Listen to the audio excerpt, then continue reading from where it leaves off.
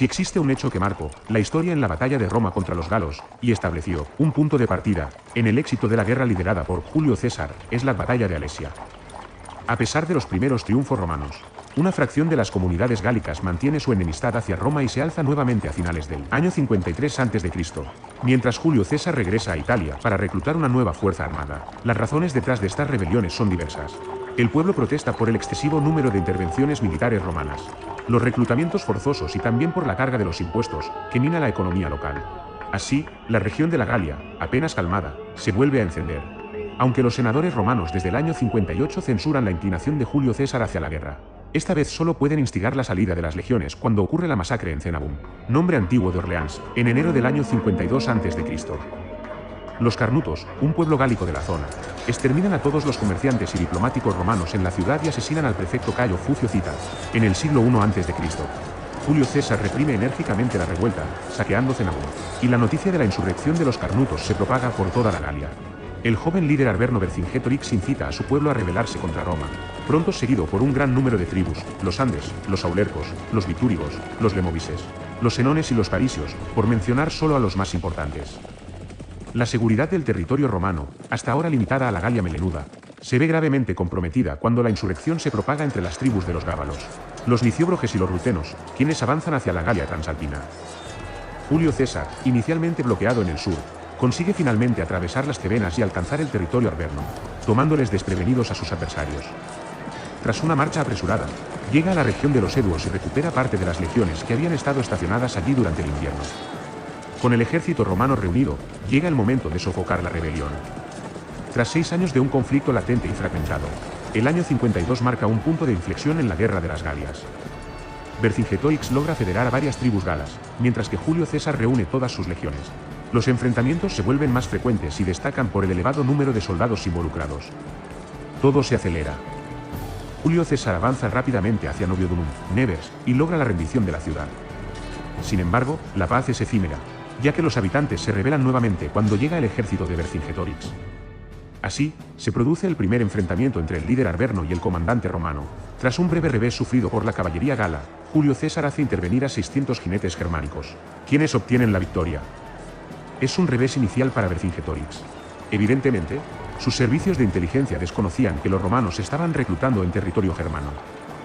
Luego, el general romano se dirige hacia el territorio de los vitúrigos, con la intención de capturar su capital, Abarico, Bourges.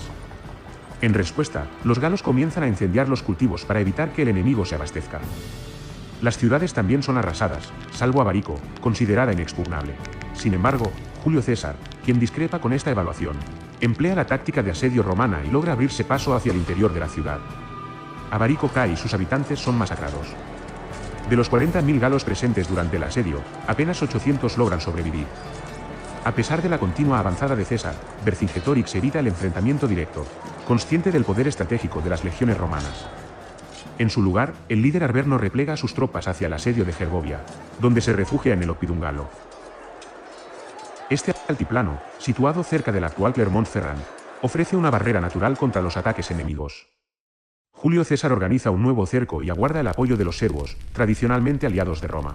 No obstante, en este momento deciden desertar y unirse a la rebelión. Tras un asalto fallido sobre Gergovia, el general romano orquesta una retirada, que presenta como táctica para reagrupar sus fuerzas. La victoria en Gergovia alimentará durante mucho tiempo los mitos del nacionalismo francés.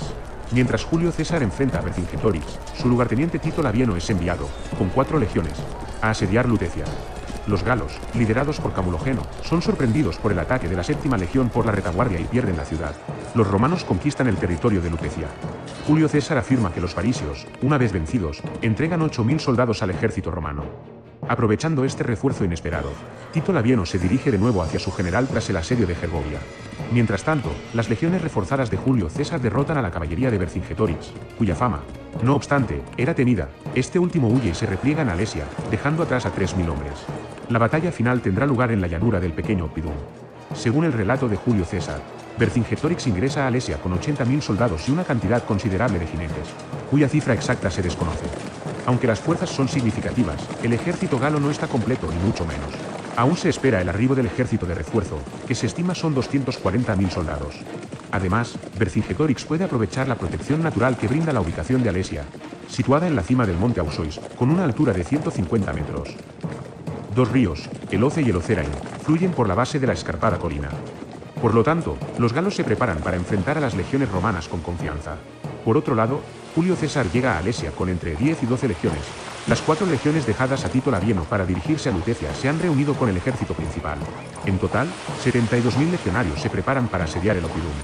La caballería romana consta de 10.000 soldados, la mitad de los cuales son germanos. En teoría, los romanos se encuentran en desventaja numérica, aunque es necesario tomar con cautela las cifras proporcionadas por Julio César.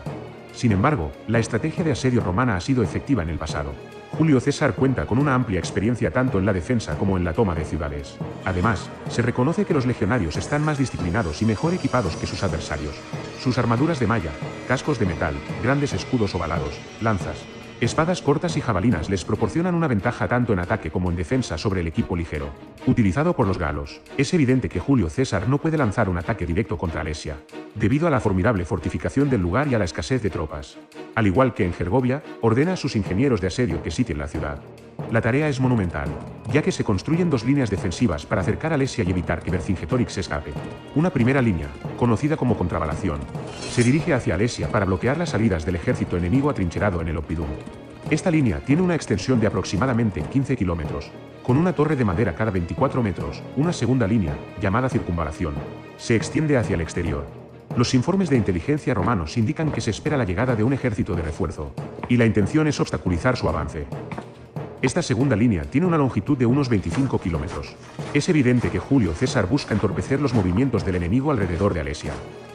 Además de las defensas naturales, implementa diversas trampas que serán especialmente efectivas durante los enfrentamientos. Se colocan largas estacas metálicas en el suelo para impedir el avance de la caballería. Otras estacas largas, camufladas con follaje, se orientan hacia el enemigo para atrapar a los caballos que galopan. Se excavan 2 fosos frente a las líneas de contravalación y circunvalación, con dimensiones de 4,5 metros de ancho y 2,5 metros de profundidad, los cuales se llenan de agua desde su creación debido a la naturaleza semipantanosa del sitio. Adicionalmente, se construyen 5 fosos más pequeños de 1,5 metros de profundidad, donde se disponen ramajes en el fondo. Se utilizan los escombros de los fosos para erigir terraplenes defensivos, en los cuales se incrustan puntas de metal. Mientras tanto, Vercingetorix, atrapado dentro del Oppidum, se apoya en los suministros almacenados dentro de sus murallas. Sin embargo, para prolongar la resistencia todo lo posible, decide expulsar a los mandubios de la ciudad, liberándose de bocas que alimentar y que considera inútiles. Ante esta medida, Julio César se niega a permitir el paso a los expulsados, quienes sobreviven entre las líneas enemigas durante varios días antes de sucumbir debido a la falta de alimentos. Tras más de un mes de cerco, el esperado ejército de refuerzo finalmente se acerca a las cercanías de Alesia. Este contingente está liderado por Vercasibellauno, primo de Vercingetorix, junto a Comio de la tribu de los Atrebates, Viridomar y Eporedorix, ambos de la tribu de los Eduos. Según el relato de Julio César, este ejército está compuesto por 240.000 soldados. Sin embargo, los primeros enfrentamientos resultan en un desastre para los galos. Después de medio día de combate, sus arqueros son aniquilados y la caballería sufre una derrota. En un segundo intento, durante la noche, los galos vuelven a atacar. Aunque sus arqueros infligen bajas al ejército romano, los legionarios logran mantener sus posiciones defensivas. El ejército de refuerzo cae en las trampas dispuestas en el suelo y se ve obligado a retirarse al amanecer, amenazado por el contraataque de Julio César. En este momento, Vercingetorix intenta aprovechar la distracción para hacer salir a su ejército de Alesia. Sin embargo, la demora en movilizar sus tropas resulta en su llegada después de la derrota de su primo, obligándolo a retirarse al Oppidum sin haber participado siquiera en el combate. Tras el fracaso de los 2 primeros embates, los galos concuerdan en llevar a cabo una tercera ofensiva contra las fuerzas romanas, la cual resultará determinante. Después de examinar los campos romanos, fijan como blanco uno de los campamentos que alberga 2 legiones. En lugar de optar por un asalto frontal, Vercasibellauno lidera a 60.000 soldados avanzando sigilosamente durante la noche hacia su objetivo. Simultáneamente, el resto del ejército de refuerzo se despliega en la llanura frente a las fortificaciones romanas. El 26 de septiembre del año 52 a.C., en horas de la tarde, se desencadena el ataque. Los galos logran rodear a Julio César gracias a que Vercingetorix, informado de los movimientos de sus aliados, sale de Alesia con sus hombres al mismo tiempo. Este episodio es el único mencionado por Julio César en su relato de la Guerra de las Galias en el que admite haber sentido temor por sus legiones. En el flanco romano atacado por Vercasibellauno, las 2 legiones son abrumadas por la gran cantidad de galos. Tito Labieno es enviado como refuerzo con 6 cohortes, aproximadamente 3.000 hombres, pero su tropa resulta claramente insuficiente. Mientras tanto, Vercingetorix y sus fuerzas llenan los fosos y avanzan hacia la contravalación donde están posicionadas parte de las legiones. El líder arverno debe aceptar la realidad, con el ejército de refuerzo derrotado. Le resultará imposible escapar de Alesia. Convoca una asamblea en el Oppidum y anuncia la rendición. El 25 de septiembre, un día después de la catástrofe, Vercingetorix reconoce su derrota y entrega las armas, dejándolas simbólicamente a los pies de Julio César, quien acepta su sumisión y lo toma como prisionero. Después de la batalla, los ejércitos romanos capturan y deportan a 70.000 soldados enemigos. Por otro lado, en el lado galo, se lamentan 10.000 víctimas, mientras que en el bando romano solo hay 2.500, según lo afirmado por el general romano. La cohesión entre las tribus galas se desintegra repentinamente. Roma acaba de lograr una victoria determinante.